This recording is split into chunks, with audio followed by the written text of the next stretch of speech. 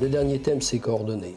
D'un côté, les gestionnaires que nous sommes avons affaire à l'État et à la sécurité sociale, donc l'État, et d'un autre côté, aux conseils généraux. Alors, il existe aussi un dispositif qui actuellement n'a pas été mis en œuvre, c'est la fongibilité asymétrique des enveloppes entre le sanitaire et le médico-social, qui peut permettre de dégager des possibilités financières. Qu'est-ce que vous pensez de la création d'un ORDAM au niveau des régions? Je pense qu'il faut faire mûrir cette question-là. Il ne faut pas rejeter l'idée par principe, mais je pense que les mécanismes, si vous voulez, de péréquation, il ne faut pas les instituer comme ça, sans évaluation préalable. Il faut s'assurer qu'on sera soigné de la même façon, quel que soit le lieu où on se trouve. Ça, c'est pour moi central. Donc des ORDAM régionaux, il faut savoir à quoi ça nous exposerait. Je crois qu'il faut garder le pilotage au niveau national de ces politiques-là. Et il faut améliorer le dialogue entre les ARS et les conseils généraux, parce que ça, c'est effectivement un frein structurel. Et donc là, il faut mieux articuler ces dispositifs. Tout le monde est à la recherche de ça.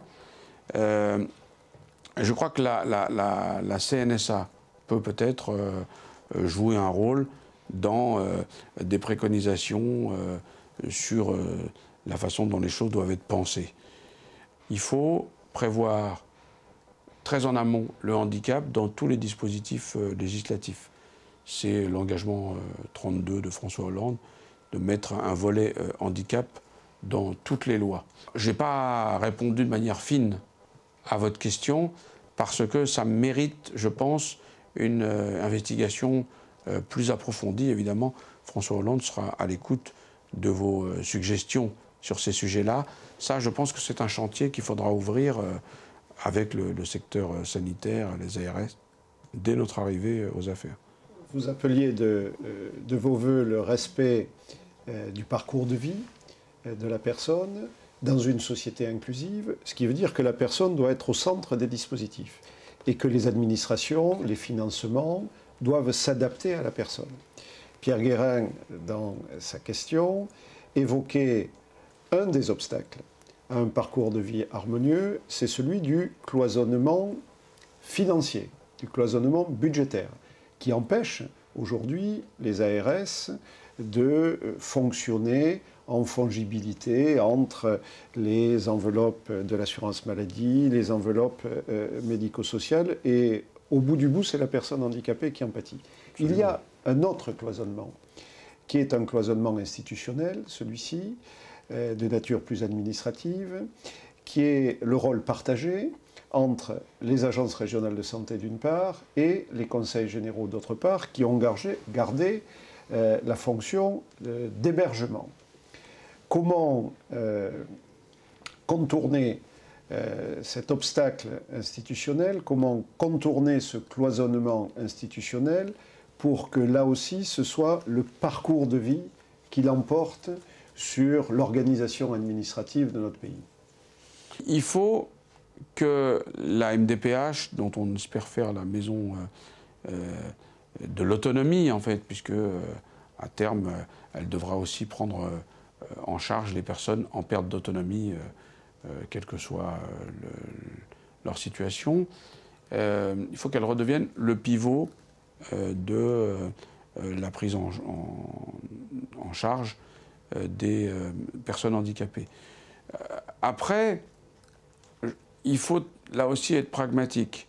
Il faut que l'ARS redevienne l'animateur de la politique territoriale et qu'on trouve le mode d'organisation. Aujourd'hui, on est dans un mode qui est beaucoup trop vertical entre l'État et les collectivités locales, qu'on mette un peu d'horizontalité dans le système pour que les besoins des personnes handicapées en matière de construction de places ne se heurtent pas aux problèmes de cloisonnement, de financement.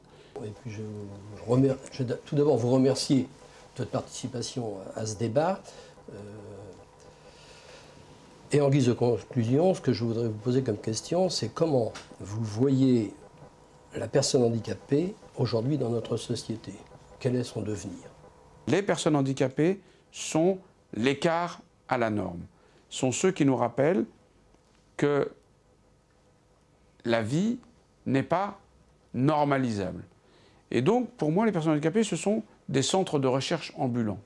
Ce sont des gens qui poussent à la créativité. Savez-vous qu'on n'aurait pas inventé le téléphone, on n'aurait pas inventé la télécommande, on n'aurait pas inventé le scanner s'il n'y avait pas eu des personnes handicapées. C'est-à-dire des personnes qui, à un moment donné, se sont considérées comme des valides fainéants, qui auraient voulu vivre la même vie qu'un valide, avec un sens, deux sens, trois sens en moins. Donc pour moi, les personnes handicapées, c'est par essence une valeur d'avenir, puisqu'ils stimulent la créativité, ils stimulent l'intelligence, et ils rappellent à tout un chacun ses limites, et ils rappellent l'interrogation fondamentale sur les limites humaines et comment est-ce qu'on les dépasse de temps en temps.